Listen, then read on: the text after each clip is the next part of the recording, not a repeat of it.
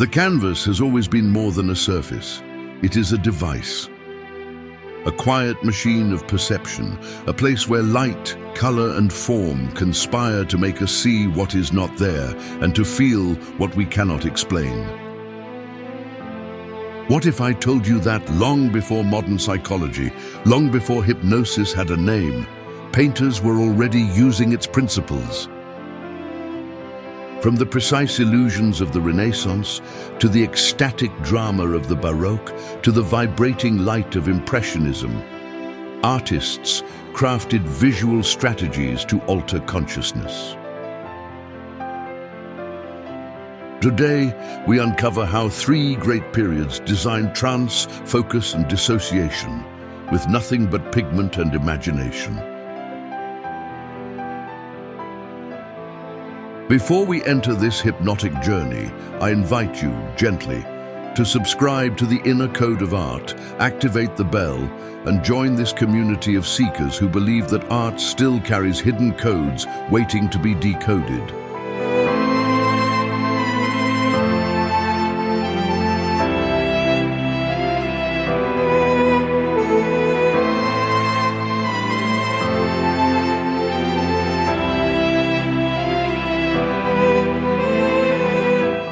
Hypnosis, in psychological terms, involves deep focus, suspended awareness of time, and a soft dissociation from the immediate world.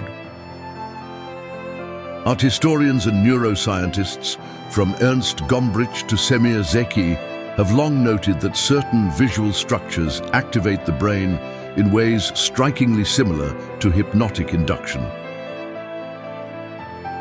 In the Renaissance, perspective became a corridor pulling consciousness into an engineered illusion.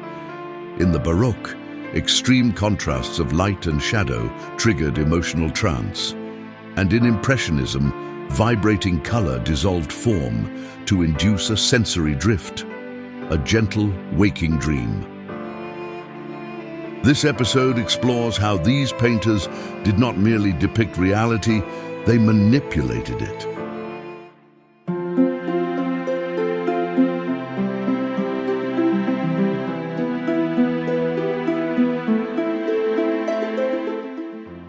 The Renaissance was not only a rebirth of art, it was a rebirth of visual psychology.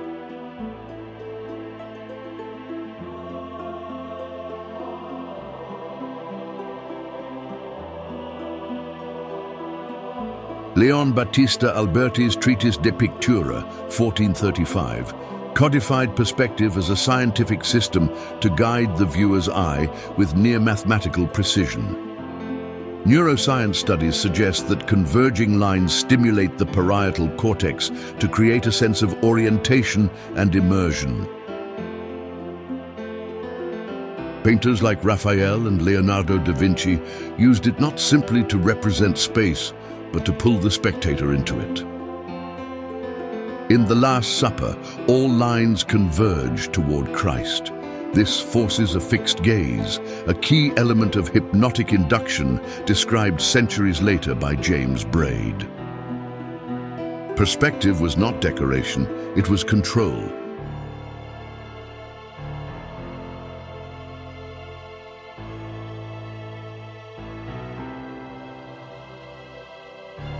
Renaissance masters understood that color is a neurological shortcut to emotion. Modern studies in neuroaesthetics confirm that warm tones draw focus, while cool tones produce spatial recession and calm. Leonardo exploited this duality expertly.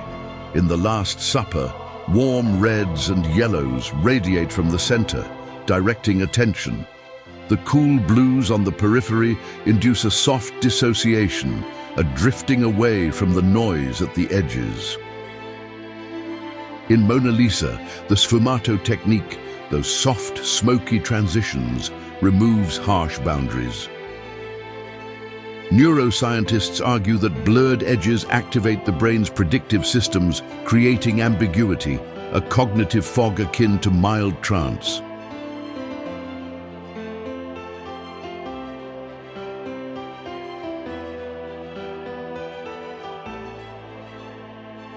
Triangular compositions, seen in Raphael's Holy Family, create stability.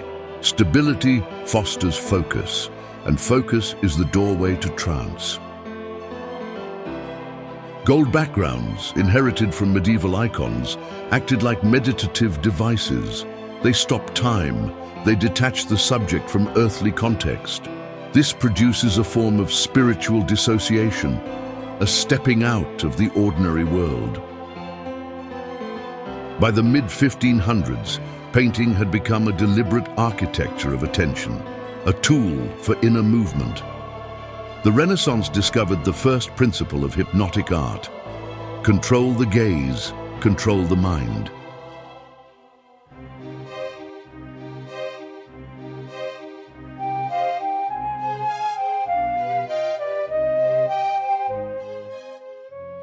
If the Renaissance sought harmony, the Baroque sought ecstasy.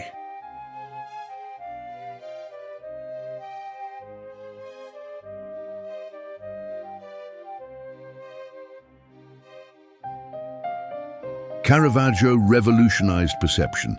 His tenebrism, violent contrasts of light and darkness, creates neural arousal similar to emotional shock. Studies in affective neuroscience show that sudden illumination captures the amygdala and overrides conscious filtering. In The Calling of St. Matthew, the divine beam isolates gesture and expression. Everything else sinks into obscurity. This creates a tunnel of attention, a hypnotic narrowing of consciousness. Rubens, in contrast, used light not as a blade, but as a wave. Swirling compositions guide the eye in spiral motions known to induce mild vertigo and emotional surrender.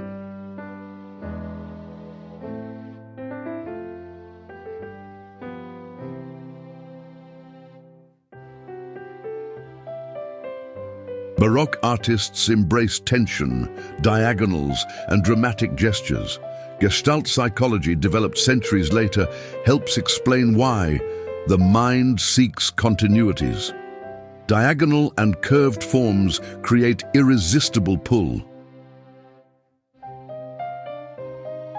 Rembrandt's portraits use layered glazes to draw focus toward the eyes, deep, reflective, almost breathing.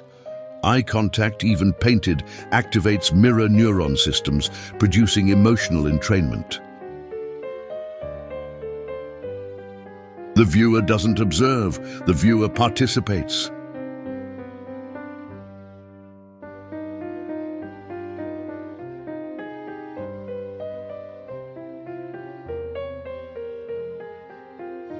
Skulls, extinguished candles, hourglasses, Baroque vanitas paintings invited the viewer into contemplative trance.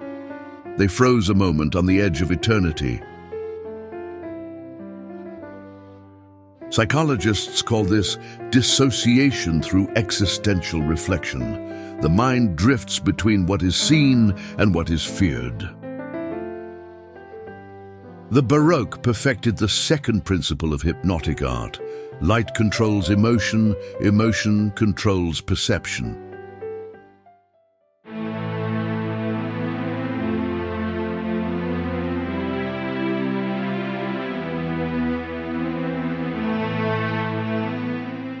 If the Renaissance controlled focus and the Baroque controlled emotion, the Impressionists controlled sensation.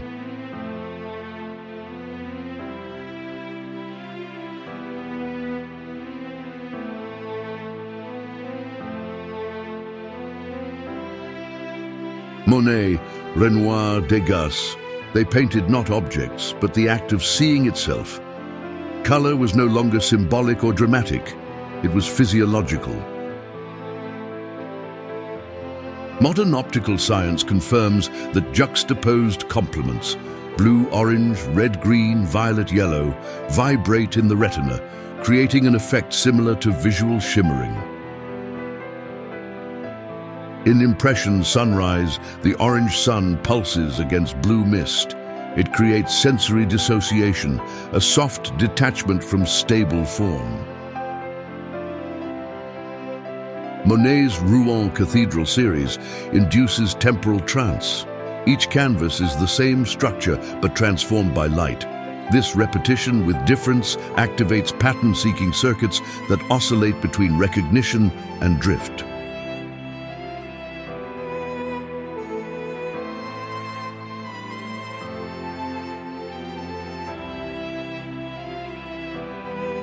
Impressionists abandoned clear borders. Scenes often fade at the edges, as if the world continues beyond the frame. This triggers mild spatial disorientation, a perceptual float. Degas used unusual angles and cropping influenced by photography and Japanese prints. These abrupt viewpoints catch the brain off guard, opening the door to dissociation. By dissolving form into light, Impressionism discovered the third principle of hypnotic art. Perception is a fluid dream.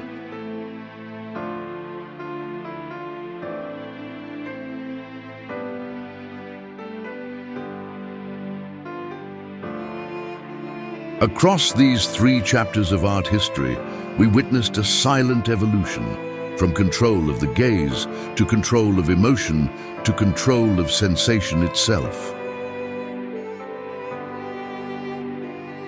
The great painters did not merely depict the world, they altered consciousness. And perhaps this is why their works still hold us centuries later, in a gaze we cannot break. Art is the oldest hypnotist, and every painting is an invitation to drift.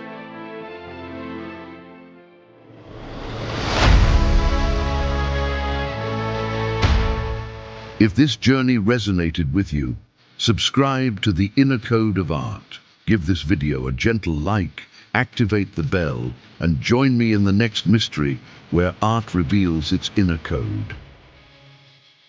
Quietly, patiently, and always with wonder.